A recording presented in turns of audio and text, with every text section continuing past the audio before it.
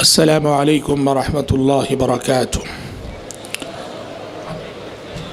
الحمد للہ رب العالمین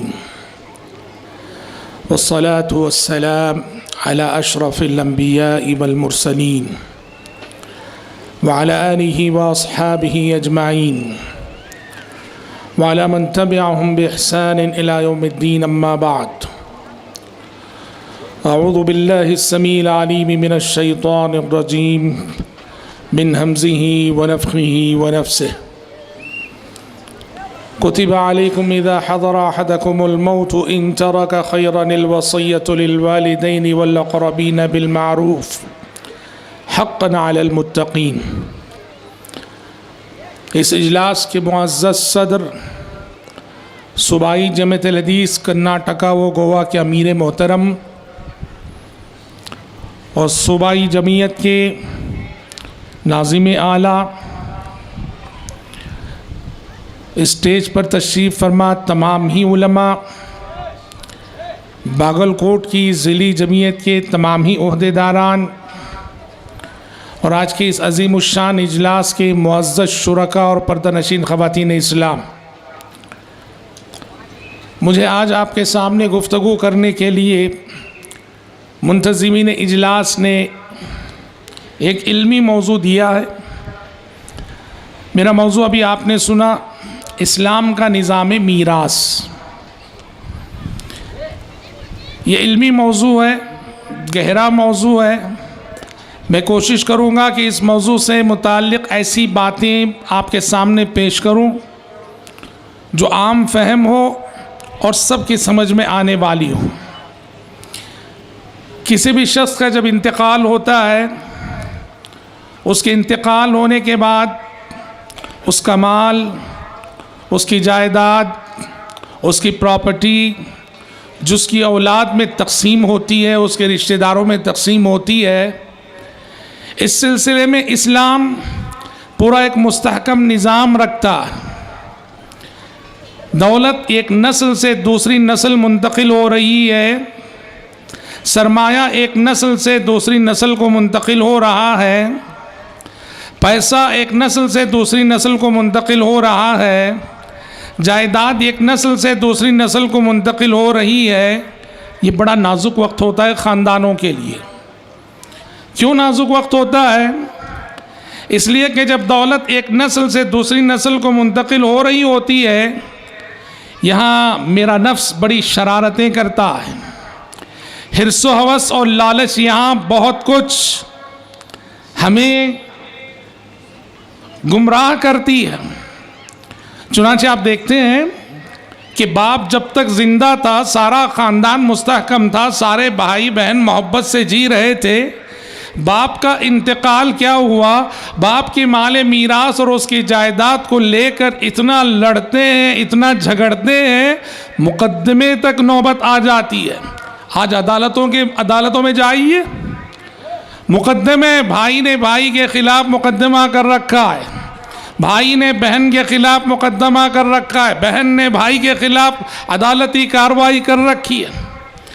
تو یہ بڑا نازک وقت ہوتا ہے۔ اسی لیے صلاۃ الجنازہ میں دیکھو ہمیں بڑی پیاری دعا سکھائی گئی، اللہم اغفر لحینا ومیتنا وشاہدنا وغائبنا وصغیرنا وکبیرنا وذکرنا وانسانا، اللہم من احییتہ منا فاحیی علی الاسلام ومن توفیتہ منا فتوفہ علی الایمان، اللہم لا تحرمنا اجرہ ولا تفتنا بعدہ، وفی روایہ ولا تضلنا بعدہ۔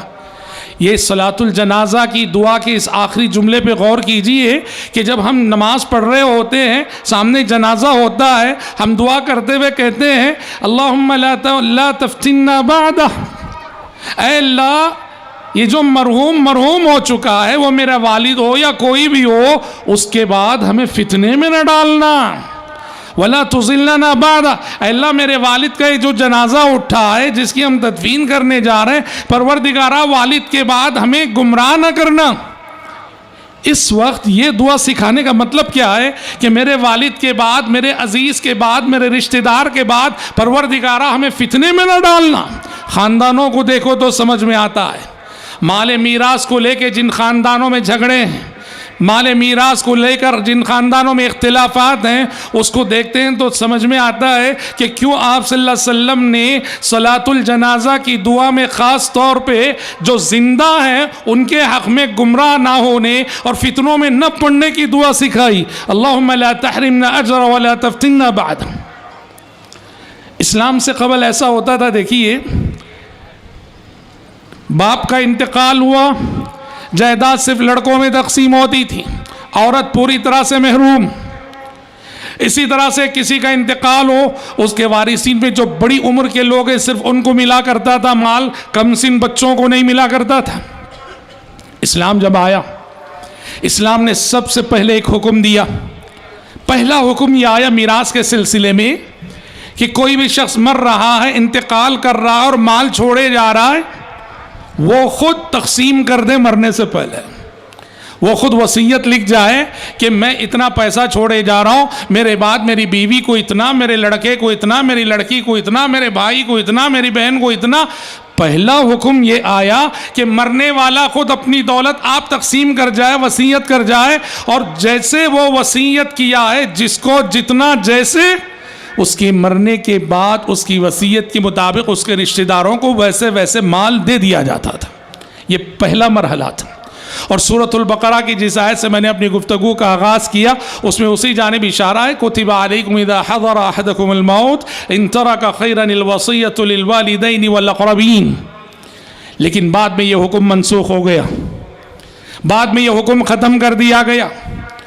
اللہ رب العزت نے خود آسمان سے وحی نازل کر کے کسی بھی مرنے والے شخص کے مال میں حقدار کون ہے، کسے ملے گا، کسے نہیں ملے گا، ملے گا تو کتنا ملے گا، یہ ساری باتیں خود اللہ رب العزت نے طے کر دیں.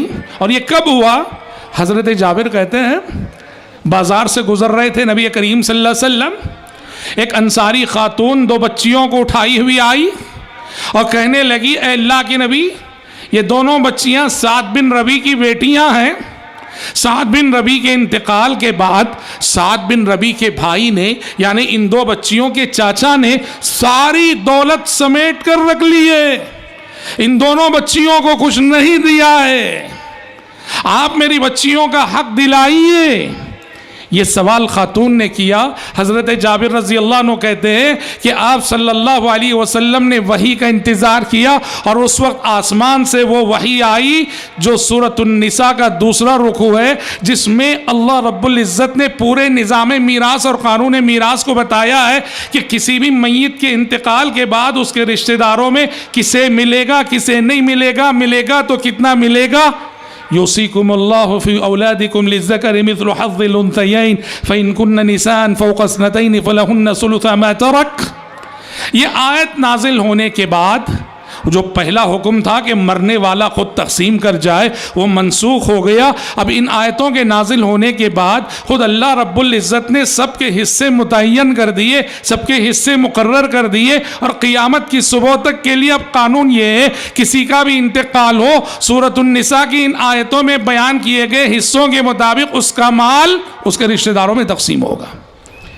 لیکن یہاں ایک بات یاد رہے، اہل علم کہتے ہیں کہ کسی کے انتقال کے بعد اس کا مال جو اس کے رشتہ داروں میں تقسیم ہوتا ہے نا، اس سے پہلے مال کی تقسیم سے پہلے 3 کام ضروری ہیں، 3 اخراجات ہیں، اس کے بعد ہی مال وارثوں میں تقسیم ہوگا.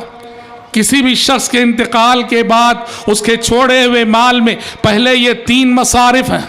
سب سے پہلا ہے کفن دفن کا خرچ. دیکھو جائز ہے کسی کے انتقال پہ کوئی بھی خرچ کر کے کفن پہنائے، افضل یہ ہے کہ جس کا انتقال ہوا ہے اس کے اپنے پیسے سے کفن دیا جائے، اس کے اپنے پیسے سے کفن دیا جائے. احد کے موقع پر آپ صلی اللہ علیہ وسلم کے پاس ایسے شہداء تھے. حضرت حمزہ رضی اللہ عنہ، چادر اتنی ناکافی تھی، کفن دیا جا رہا تھا، چہرہ ڈھانکا جا رہا تھا، پیر کھل جا رہے تھے، پیر ڈھانکا جا رہا تھا، چہرہ کھل جا رہا تھا. آپ صلی اللہ علیہ وسلم نے کہا ایسا کرو کہ کپڑے سے چہرہ ڈھانک دو، سر ڈھانک دو، پیر جو کھل رہے ہیں اذخر گھاس ہے، گھاس لے کر پیروں کو بند کر دو. اہل علم کہتے ہیں کہ کیا مدینے میں چادریں نہ تھیں؟ مدینے میں چادریں تھیں. تھیں. آپ چاہتے تو مدینے سے چادر منگوا کر حضرت حمزہ کو پورا کفن پہنا سکتے تھے, پر آپ کی کوشش یہ ہوئی کہ حضرت حمزہ کا اپنا جو مال ہے, ان کی اپنی جو چادر ہے, ان کا اپنا جو کپڑا ہے, اس میں کفن دیا جائے. اسی لیے کسی بھی شخص کی وفات کے بعد اس کے اپنے مال سے اس کے کفن دفن کا خرچ نکالنا زیادہ افضل ہے. تو پہلا خرچ. اس کے بعد میت کے مال میں سے دوسرا حق جو نکالا جائے گا وہ کیا ہے؟ قرض. مرنے والے پہ اگر قرض ہے, مرنے والا اگر مقروض ہے, تو پہلے وہ سارا کا سارا قرض ادا کیا جائے گا. وفادار اولاد, ذمہ دار اولاد کی یہ پہچان ہے, وہ لوگوں سے پوچھ کر اپنے باپ کا قرض ادا کرے گی. حریص, لالچی, غیر ذمہ دار اور نافرمان اولاد ہے وہ. معلوم ہے کہ باپ پہ ایک قرض ہے, اور قرض کی وجہ سے مومن کی جان معلق رہتی ہے, اور اس کے باوجود اگر کوئی باپ کو کی جان کو رہائی دلانے کی فکر نہ کرے, قرض ادا کرنے کے بجائے بس ہڑپنے کی کوشش کرے, نافرمان اولاد ہے, غدار ایسی اولاد. باپ کا قرض جو ادا نہ کرے, باپ کا قرض ادا کیے بغیر اس مال کو تقسیم کرنے کی جو اولاد کوشش کرتی ہے, غدار ہے, غدار ہے, غدار ہے ایسی اولاد. قرض ادا کرنا ضروری ہے. اور قرض کی جب بات آئی ہے بھائیوں, یہ قرض کی طرف میں اشارہ کر دینا مناسب سمجھتا ہوں. کیا ہے جانتے ہیں, ایک قرض ہمارے معاشرے میں جو مرنے والے مرحوم پر بسا اوقات واجب ہو جاتا ہے. ہاں, شادی ہوتی ہے, شادی میں مہر لکھواتے ہیں کہ بعد میں دیں گے. پوری زندگی گزر جاتی ہے, اس شوہر کو توفیق نہیں ہوتی کہ بیوی کو مہر دے. جب شوہر کا انتقال ہو جاتا ہے, اس نے مہر دیا نہیں ہے, تو معاشرے میں ایک رسم ہے, شوہر کو جب غسل دے دیا جاتا ہے اور جنازے میں رکھ دیا جاتا ہے کفن پہنا کر, اس کی بیوی کو پکڑ کے لایا جاتا ہے, جنازہ اٹھنے سے پہلے کھڑا کیا جاتا ہے اور کہا جاتا ہے مہر بخشو. اب بیچاری اس خاتون کو اپنی زبان سے کہنا پڑتا ہے کہ آپ نے مجھ سے جو نکاح کیا, اتنا مہر مقرر کیا تھا, دیا نہیں تھا, آج میں وہ مہر معاف کر رہی ہوں, معاف کر رہی. کیسی ظالمانہ روایت ہے, کیسی ظالمانہ رسم ہے. بیچاری پہلے ہی سے شوہر کی وفات کے صدمے سے دو چار ہے, اور اسے شادی کے نکاح کے دن کی یاد دلائی جاتی ہے اور زبردستی کی جاتی ہے کہ معاف کرو. معافی کبھی زبردستی نہیں ہوا کرتی. اسی لیے صحیح طریقہ کیا ہے, اگر کسی کا انتقال اس حال میں ہوا کہ اس نے بیوی کو مہر نہیں دیا ہے, تو اس کے چھوڑے ہوئے مال میں کفن دفن کے بعد دوسرا حق یہ نکالا جائے گا کہ بیوی کا قرض جو مہر ہے, وہ قرض ہے, بیوی کا مہر پہلے دیا جائے گا. اور اس کے بعد تیسرا حق, مرنے والے نے کوئی وصیت کی ہوگی, مرنے والے نے کوئی وصیت کی ہوگی, وصیت نافذ کی جائے گی. ان تین حقوق کی ادائیگی کے بعد جو مال بچتا ہے وہی مال مال میراث ہے, جو بیٹوں میں, بیٹیوں میں اور بھائیوں میں, بہنوں میں, ماں باپ میں, دادا دادی میں تقسیم ہوگا. اگر فرض کرو کہ چھوڑا ہوا مال ان تین حقوق میں ختم ہو جا رہا ہے, ادائیگی قرض میں ختم ہو جا رہا ہے, وصیت میں قرض ختم ہو جا رہا ہے, تو پھر وارثین کو کچھ نہیں ملے گا. اچھا, اسلام کی ایک تعلیم یہ بھی ہے, اسلام یہ کہتا ہے کہ اپنے بعد اپنی اولاد کی فکر کرو. جب تک اللہ تمہیں زندگی دیا ہے, صحت دیا ہے, تندرستی دیا ہے, مال کماؤ, اتنا کماؤ کہ نہ صرف تمہاری لائف چلے, تمہاری زندگی چلے, مال اتنا کماؤ کہ تمہارے بعد تمہارے بچوں کے لیے بھی وہ سرمایہ بنے. دیکھیے, ایک بات میں آپ سے معذرتاً عرض کرنا چاہتا ہوں, ہمارے ممبروں سے, ہمارے اسٹیج سے, ہمارے سے مراد بالعموم علماء حضرات مال پر جب بھی گفتگو کرتے ہیں عام طور پہ منفی پہلوؤں سے, مال فتنہ ہے, مال ایسا ہے, مال ویسا. صحیح ہے, مال فتنہ ہے, مال زندگی کی اساس بھی ہے, زندگی کی ضرورت بھی ہے. اسلام نے مال کمانے کی بڑی اہمیت دی ہے, مال کمانے, مال جمانے, مال خرچ کرنے کی بڑی اہمیت ہے اسلام میں. تو لہٰذا اسلام یہ کہتا ہے مال کمانے سے روکتا نہیں اسلام، اچھا بزنس کرو، اچھی ترقی کرو، سرمایہ بناؤ، اتنا کہ تم اپنے بعد اپنے بچوں کے لیے چھوڑ کر جاؤ۔ اسلام اس سے منع نہیں کرتا بلکہ ترغیب دیتا ہے، اپنے بچوں کے لیے دولت چھوڑ جاؤ اس دنیا سے جاتے ہوئے۔ کہاں یہ حدیث؟ بخاری مسلم کی حدیث ہے۔ حضرت سعد بن ابی وقاص رضی اللہ عنہ کہتے ہیں، سعد بن ابی وقاص رضی اللہ عنہ کہتے ہیں کہ میں بیمار ہو گیا ایک مرتبہ، مکے میں، مکے کی بات ہے، بیمار ہو گئے حضرت سعد بن ابی وقاص رضی اللہ عنہ۔ آپ صلی اللہ علیہ وسلم ان کی عیادت کے لیے تشریف لے گئے تو حضرت سعد کو لگا کہ شاید میں اس بیماری میں میرا انتقال ہونے والا ہے، میری وفات ہونے والی ہے۔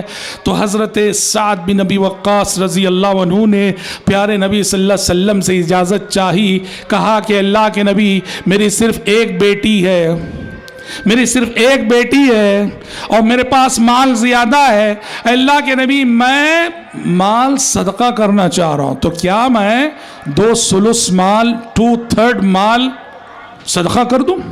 یعنی اگر فرض کرو کہ اگر ان کے پاس 90 لاکھ ہیں تو انہوں نے اجازت چاہی کہ 60 لاکھ میں صدقہ کر دوں۔ حضرت پیارے نبی نے کہا کہ نہیں۔ حضرت سعد نے کہا آدھا مال، نصف مال صدقہ کر دوں؟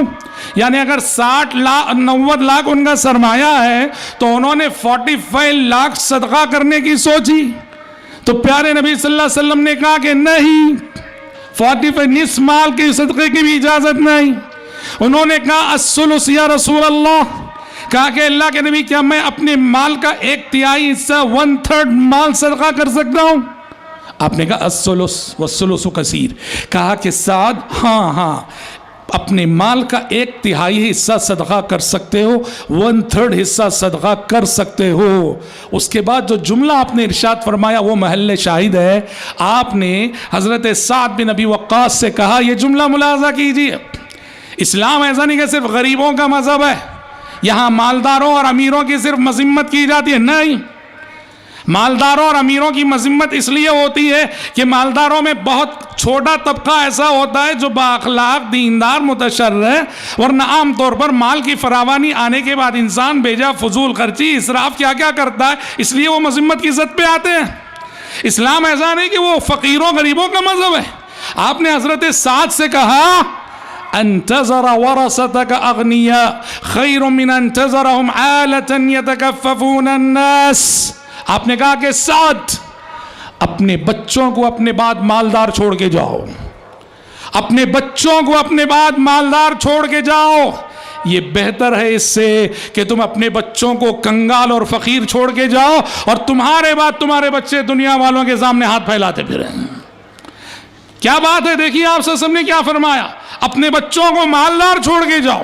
تو پتہ چلا کہ اسلام اولاد کے لیے، اولاد کے مستقبل کے لیے مال جمع کرنے سے روکتے نہیں۔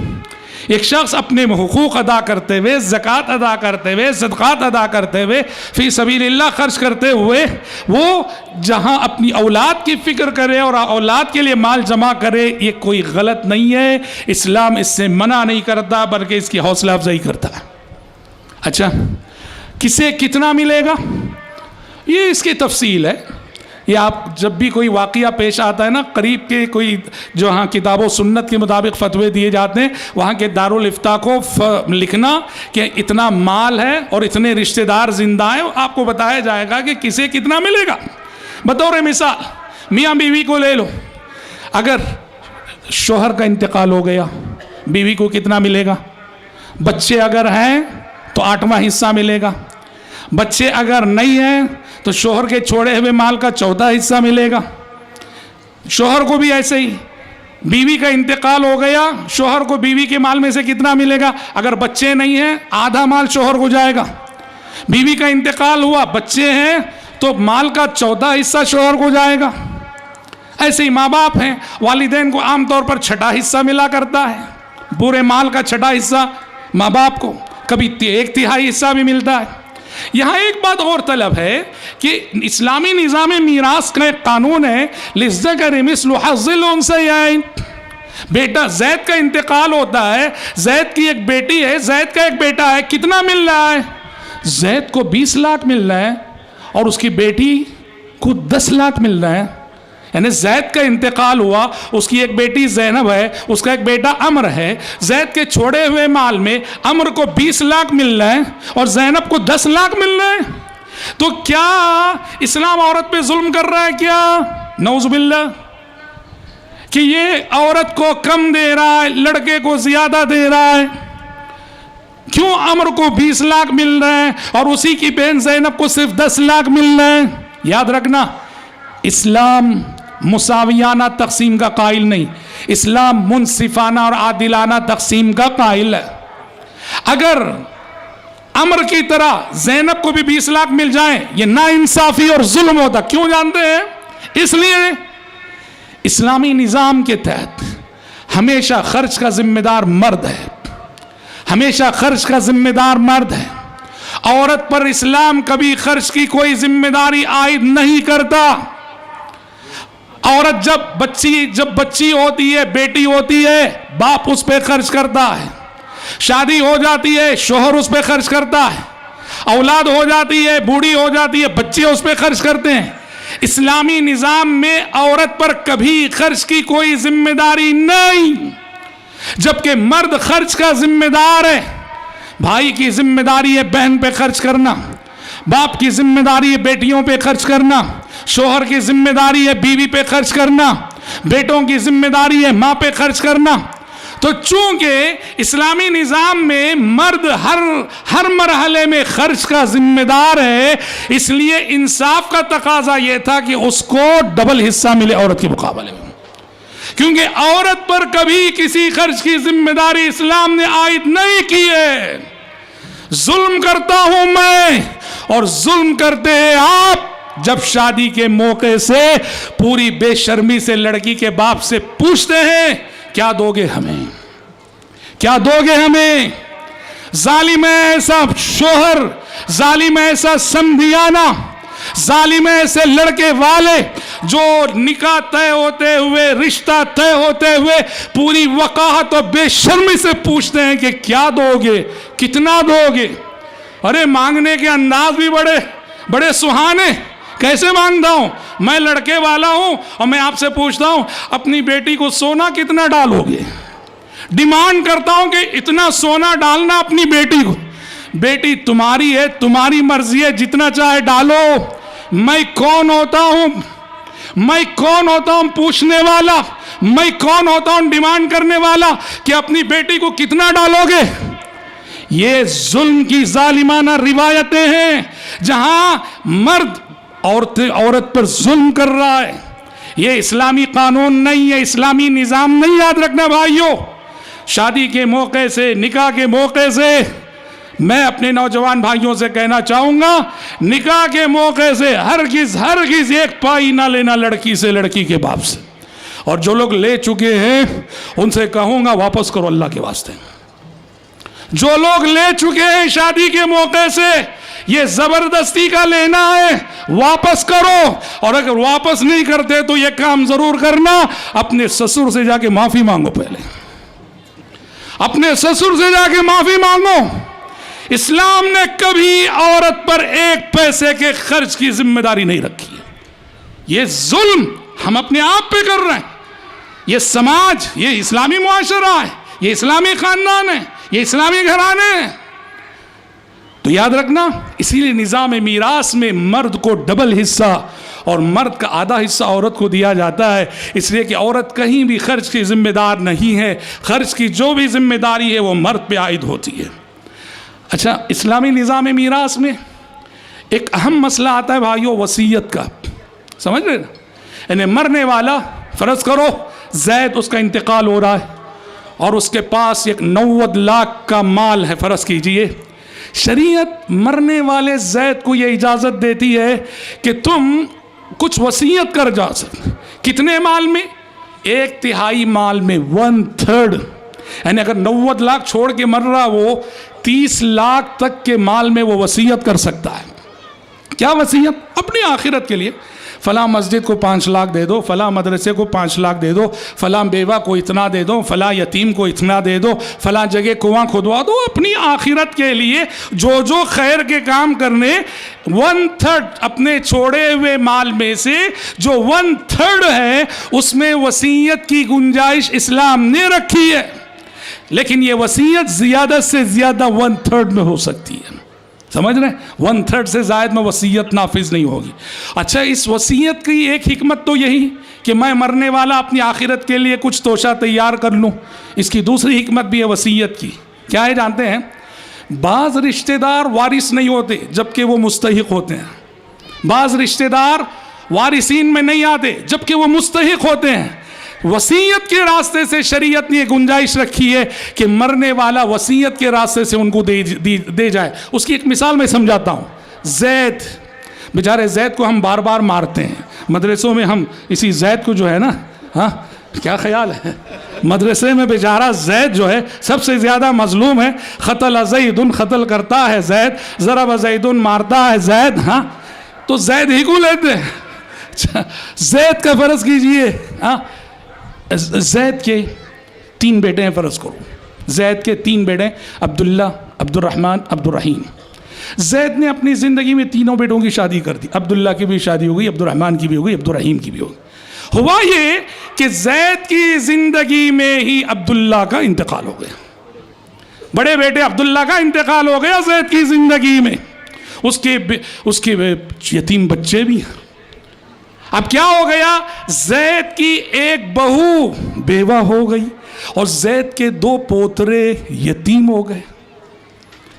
کل کے روز جب زید کا انتقال ہوگا نا، اسلام کے قانون میراث کے تحت چونکہ زید کے 2 بیٹے زندہ ہیں، عبد الرحمن اور عبد الرحیم، اس لیے وہ جو زید کی بیوہ بہو اور یتیم پوترے ہیں نا، ان کو کچھ نہیں ملے گا. سمجھ رہے ہیں آپ؟ اچھا سمجھ رہے ہیں آپ؟ چونکہ زید کی اولاد ہے، عبد الرحمن اور عبد الرحیم زندہ ہے، اس لیے زید کی بیوہ بہو اور اس کے پوتروں کو میراث میں کچھ نہیں ملے گا. اب ظاہر بات ہے ہاں کہ ہم میں سے ہر شخص یہ کہتا ہے، یہ چاہتا ہے، یہ چاہے گا ارے بیوہ بہو ہے، یتیم پوتے ہیں، ان کو بھی ملنا چاہیے. ہاں ملنا چاہیے. اسی لیے یہاں شریعت نے وصیت کا راستہ رکھا ہے. زید کو چاہیے اپنی وفات سے پہلے شریعت نے اسے جو 1/3 میں وصیت کا اختیار دیا ہے نا، اس وصیت کے راستے سے اس بیوہ بہو اور پوتوں کو لکھ دیں کہ میرے بعد میرے مال میں سے یہ جو 1/3 حصہ ہے، 30 لاکھ، 90 میں سے 30 لاکھ یا 20 لاکھ، جتنا بھی 1/3 سے کم، یہ میری فلاں بیوہ بہو اور میرے یتیم پوتروں کے لیے ہے. یہ وصیت کی حکمت ہے، بہت بڑی حکمت ہے مرنے والے کو جو شریعت نے وصیت کی جو گنجائش رکھی ہے. اچھا، شریعت ایک بات یہ بھی کہتی ہے، آپ کا جب ارادہ ہوتا ہے وصیت کا تو شریعت کہتی ہے کہ وصیت رائٹنگ میں آ جانی چاہیے. یہ صرف زبانی نہیں رہنے چاہیے. آپ کا ارادہ ہے کہ میرے بعد میرے پیسے سے فلاں مسجد بنے، میرے بعد میرے پیسے سے فلاں بیوہ کی پرورش ہو، جو بھی آپ کا ارادہ ہے. اگر وصیت کا ارادہ ہے، پختہ ارادہ ہے، شریعت کہتی ہے وصیت کا جب پختہ ارادہ ہو جاتا ہے تو 3 دن کے اندر لکھ لینا چاہیے. 3 دن بھی نہیں گزرنا چاہیے لکھے بغیر. حدیث کے جو راوی عبداللہ بن عمر ہے وہ کہتے تھے میری وصیت میرے تکیے کے نیچے ہے، روزینہ جب سوتا ہوں تکیے کے نیچے رکھ کے سوتا ہوں. انہوں نے صحت، یعنی دوسرے الفاظ میں اگر کہوں، وصیت کرنے کے لیے موت کا انتظار ضروری نہیں ہے. صحت کی حالت میں، تندرستی کی حالت میں جب آپ کا ارادہ ہوا تب آپ وصیت کر دیں گے. ہاں وصیت کے سلسلے میں قانون یہ بھی ہے، ان اللہ اعطى كل ذی حق حقہ فلا وصیۃ لوارث، کہ اللہ نے ہر حقدار کو اس کا حق دے دیا ہے. وارث کے حق میں وصیت نہیں کی جا سکتی. بیٹے کو ملتا ہی ہے. اب میں الگ سے وصیت کر جاؤں کہ میرے مرنے کے بعد میرے مال میں سے فلاں بیٹے کو اتنا دے دیا جائے، یہ وصیت درست نہیں. بھائی وارث ہونے کی حیثیت سے آٹومیٹک مال اسے مل نہیں رہا ہے، تو وارث کے حق میں وصیت جائز نہیں. وصیت ان لوگوں کے حق میں کی جاتی ہے جو وارثین میں نہیں آتے ہیں.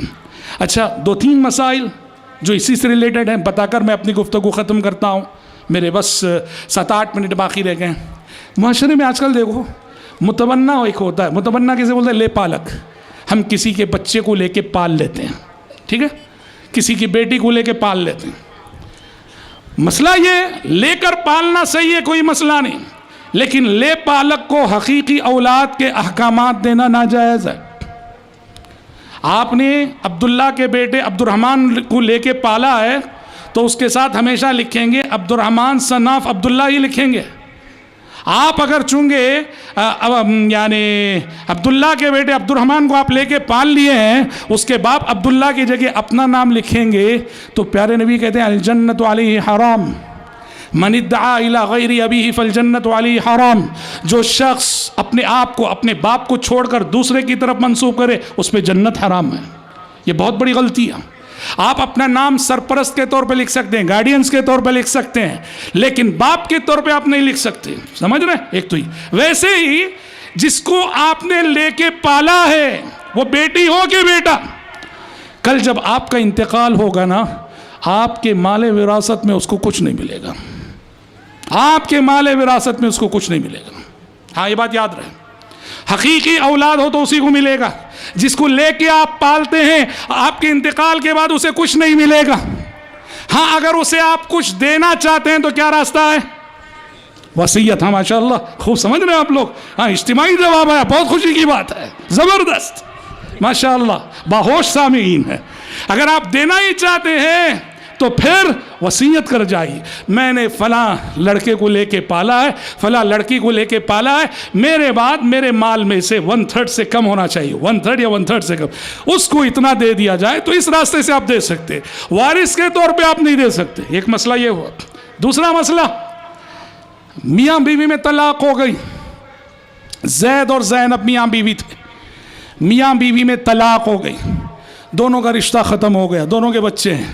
سمجھ رہے ہیں؟ دونوں کی طلاق ہو گئی, دونوں کا رشتہ ختم. دونوں کا رشتہ ختم ہو گیا, اور رشتہ ختم ہونے سے اب زید مرا تو زینب وارث نہیں ہوگی, زینب مری تو زید وارث نہیں ہوگا. لیکن ان کی جو اولاد ہے, اولاد یہ دونوں جدا تو ہو گئے پر ماں زینب ہی ہے, باپ زید ہی ہے. سمجھ رہے؟ تو یہ رشتہ میاں بیوی کا ختم ہوا ہے, اولاد اور والدین کا نہیں, باپ اور اولاد کا نہیں, ماں اور اولاد کا نہیں. لہٰذا زینب جب بھی مرے گی, جہاں بھی مرے گی اس کے بچوں کو مال میراث ملے گا, اور زید جب بھی مرے گا جہاں بھی مرے گا اس کے بچوں کو مال میراث ملے گا. یہ صرف زید اور زینب کی حد تک یہ ہوگا کہ رشتہ ختم ہونے سے دونوں ایک دوسرے کے وارث ہوں. اور حضرات, سب سے بڑا جو حساس مسئلہ ہے اس میراث کے موضوع سے متعلق, وہ جو علماء کہتے ہیں اور ابھی پیشرو مقررین نے بھی اس جانب اشارہ کیا, وہ کیا ہے؟ بہنوں کو جو بھائی حق نہیں دیتے میراث میں, یہ ہمارے معاشرے کا ایک سلگتا ہوا موضوع ہے, ایک اجتماعی غلطی ہے جو بڑے پیمانے پہ ہو رہی ہے. کیا بولتے ہیں بھائی جانتے ہیں؟ تمہارا جو بھی حق تھا تمہاری شادی کے وقت دے دیا ہم, کر دیا ہم. شادی کے وقت کون بولے خرچ کرنے کے لیے؟ اسلام نے شادی کو آسان سے آسان بنایا ہے. اعظم النکاح برکۃ ایسرہ مؤونۃ, سب سے زیادہ برکت والا وہ نکاح ہے جس میں خرچ کم سے کم ہو. آج یہ جو 1 کروڑ کی شادی ہو رہی ہے, 1.5 کروڑ کی, 2 کروڑ کی, یہ میری نفس پرستی ہے, آپ کی نفس پرستی ہے. اسلام نے تو اس خرچ کا حکم نہیں دیا ہمیں. ایک ناجائز خرچ کر کے ہم ایک شرعی حق کو روک دیں. بہنوں سے بھائی کہتا ہے باپ کے انتقال کے بعد کہ باپ کے مال میں تیرا کوئی حق نہیں, کہ شادی ہم نے تیری کر دی. ڈرنا چاہیے ایسے بھائیوں کو. سورہ نساء کی آیتیں پڑھیے جہاں اللہ نے میراث کے حصے ذکر کیے, وہ آیت کو اللہ نے کس پہ ختم کیا جانتے ہیں؟ تلک حدود اللہ, یہ اللہ کی مقرر کردہ حدیں ہیں. وَمَن يُطِعِ اللَّهَ وَرَسُولَهُ يُدْخِلْهُ جَنَّاتٍ تَجْرِي مِن تَحْتِهَا الْأَنْهَارُ, جو اللہ اور اس کے رسول کی اطاعت کرے گا ان مسائل میں, اللہ انہیں ایسی جنتوں میں داخل کرے گا جن کے نیچے سے نہریں بہتی ہوں گی. وَمَن يَعْصِ اللَّهَ وَرَسُولَهُ, اور جو اللہ اور اس کے رسول کی نافرمانی کرے, وَيَتَعَدَّ حُدُودَهُ, اور اللہ کی مقرر کردہ حدوں کو تجاوز کرے. ہاں کیا مطلب؟ حق نہ دے حقدار کو. اللہ کہتا ہے ایسے شخص کے لیے نار جہنم ہے جس میں وہ ہمیشہ ہمیشہ جلے گا, اور اس کے لیے رسوا کن عذاب ہے. بھائیوں کو ڈرنا چاہیے, بھائیوں کو ڈرنا چاہیے کہ کہیں بہن پر یہ جو ظلم تم کر رہے ہو حق میراث نہ دے کر, اس ہوس دنیا اور دولت دنیا کے سے کہیں تم جہنم کی آگ تو نہیں خرید رہے ہو. ڈرنا چاہیے, توبہ کریں ایسے بھائی. اور آخری مسئلہ جسے بتا کر میں اپنی گفتگو ختم کرنا چاہتا ہوں کہ شریعت نے میراث میں جسے جو حق دیا ہے, حقداروں میں سے اگر کوئی نہیں لینا چاہ رہا ہے, اپنے حق سے تنازل اختیار کرنا چاہ رہا ہے تو جائز ہے. زید کے 3 لڑکے تھے, اس میں عبداللہ بہت اچھی حالت میں, عبد الرحمن اور عبد الرحیم بہت کمزور ہیں. بیچارہ عبداللہ دل والا ہے. عبداللہ کہتا ہے کہ اللہ نے مجھے اچھی حالت میں رکھا ہے, ابو کے مال میں مجھے کچھ نہیں چاہیے, تم دونوں بانٹ لو. اب الحمدللہ یہ قربانی ہونی چاہیے, یہ قربانی دینی چاہیے. اور ایک مسئلہ یہ بھی بہت صحیح آپ نے اس جانب توجہ دلائی کہ میراث میں ایک ہوتا ہے, دیکھو کہ والد کے انتقال کے بعد یا کسی کے بھی انتقال کے بعد جو ہر ایک کا حق ہے فوراً تقسیم ہو جانا چاہیے. اس میں تاخیر نہیں کرنا چاہیے, اس میں ٹال مٹول نہیں کرنا چاہیے. تاخیر کرنے کے بڑے نقصانات ہوتے ہیں, ٹال مٹول کے بڑے نقصانات ہوتے ہیں. جتنی آپ تاخیر کریں گے مال میراث کو تقسیم کرنے میں, جتنا ٹال مٹول کریں گے, خاندان میں آگے چل کر اتنے ہی جھگڑے ہوں گے, اتنی ہی لڑائیاں ہوں گی.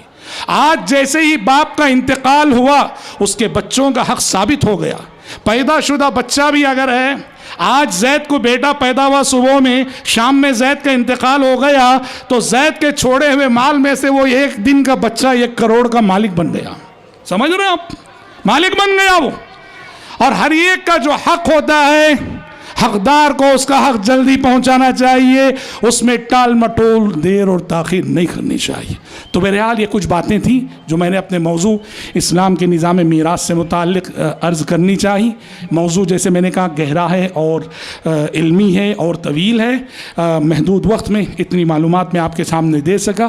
میں گفتگو کے اختتام پر ایک بات کی طرف اشارہ کرنا ضروری سمجھتا ہوں. ناظم صاحب نے اس جانب اشارہ کیا, انجینئر علی مرزا کا فتنہ. افسوس ہے ہماری صفوں میں یہ فتنہ داخل ہو رہا ہے, ہاں, اور ہر جگہ یہ سننے میں آ رہا ہے کہ لوگ اس کو بڑے شوق سے سن رہے ہیں. ایک بات سن لو بھائیو, ایک بات سن لینا, انجینئر علی مرزا یوٹیوب پہ جس کے لاکھوں فالوورز ہیں, آپ واللہ دیکھ لینا, یہ ایسا شخص ہے قرآن صحیح طور پر دیکھ کر پڑھنا نہیں آتا. آپ یوٹیوب پہ دیکھ سکتے ہیں, لوگوں نے, اہل علم نے, اس نے جو قرآن دیکھ کر پڑھتے ہوئے غلطیاں کی, ان غلطیوں کو جمع کیا. جو شخص دیکھ کر قرآن صحیح طور پر 100% نہیں پڑھ سکتا ہے, دیکھ کر پڑھتے ہوئے غلطی کرتا ہے, وہ سمجھے گا کہاں سے؟ یاد رکھنا, جو شخص عربی زبان نہ جانتا ہو, عربی زبان نہ سمجھتا ہو, اس سے کبھی دین نہیں لیا جا سکتا. جب دیکھ کر پڑھ کے وہ غلطی کر رہا ہے تو مطلب یہ ہے وہ جو بھی دین کے حوالے سے کہہ رہے ہیں اس کا سارا دار و مدار ٹرانسلیشن پر ہے. ٹرانسلیشن پڑھ کے وہ سب کچھ کہتا ہے. جس کا سارا دار و مدار ٹرانسلیشن پر ہو, عربی زبان نہیں جانتا ہو, یاد رکھنا ایسے شخص کو حلال حرام جائز ناجائز پر بحث کرنے کی کوئی اختیار نہیں. چہ جائے کہ وہ مشاجرات صحابہ جیسے حساس موضوع پہ بحث کرے. افسوس کے ساتھ کہنا پڑتا ہے ہمارے نوجوانوں کو کیا ہو گیا ہے, ہاں, دنیا کے سلسلے میں اتنے ہوشیار اور دین کے سلسلے میں کیسوں کے پیچھے چلتے ہیں. میں اگر آپ سے کہوں جی کہ میں بڑا ہوشیار ہوں, میں نے MBBS کا سارا سلیبس پڑھ لیا ہے, سیلف اسٹڈی کی ہے. MBBS کے بعد میں نے MD کا سلیبس بھی پڑھ لیا ہے ماشاءاللہ, اور MD کا سلیبس کر کے میں سرجن بننے کا جو سلیبس ہوتا ہے وہ بھی کر لیا ہے. اب آپ کی ہارٹ سرجری ہے, میں کہتا آؤ میں آپ کی اوپن ہارٹ سرجری کروں گا. آئیں گے میرے پاس؟ آئیں گے کیا؟ زندگی کو گنوانا ہو تو آئیں گے آپ میرے پاس, اور بیوقوف ہوگا جو میرے پاس آئے, اور مجھے یقین ہے کوئی آئے گا نہیں. جب معلوم ہوگا کہ سارا سلیبس میں نے کالج میں جا کر اساتذہ سے پڑھنے کے بجائے خود سے پڑھا ہے, سیلف اسٹڈی کی ہے, کوئی نہیں آئے گا میرے پاس. اور دین اتنا سستا ہو گیا ہمارے لیے, ہر کس و ناقص سے ہم دین لینے لگتے ہیں. افسوس. تو اس فتنے سے خود کو بچیے اور بچائیے. ہم دعا کرتے ہیں رب العزت سے کہ رب العزت ہم سب کو, آپ سب کو تادم حیات حق اور ہدایت پر, توحید پر اور دین حق پر استقامت نصیب فرمائے. وقت کے ہر چھوٹے بڑے فتنے سے اللہ ہم سب کو, آپ سب کو محفوظ رکھے. اللہم آمین. میں شکر گزار ہوں ضلع جمعیت اہل حدیث باگلکوٹ کے ذمہ داران کا یہ خوبصورت مجلس، یہ بہترین انتظامات، اور خاص کر مائک اچھا نہ ہونا، بولنے والے کا موڈ آف ہوتا ہے۔ مائک آپ نے بہت اچھا رکھا ہے، بہت کم جگہوں پر اتنا اچھا مائک سسٹم ہم کو ملتا ہے بولنے کے لیے، الحمدللہ۔ اسی طرح سے میں شکر ادا کرتا ہوں صوبائی جمعیت الحدیث کے ناظم اعلیٰ جناب اسلم خان صاحب کا، آپ کی پر اصرار دعوت پر میں یہاں حاضر ہونے کی سعادت حاصل کر سکا۔ اللہ ہم سب کے، آپ سب کے جمع ہونے اور مل بیٹھنے کو قبول فرمائے، اللہم آمین۔ وصلی اللہ وسلم علی خیر خلقہ محمد وآلہ وصحبہ اجمعین، والسلام علیکم ورحمۃ اللہ وبرکاتہ۔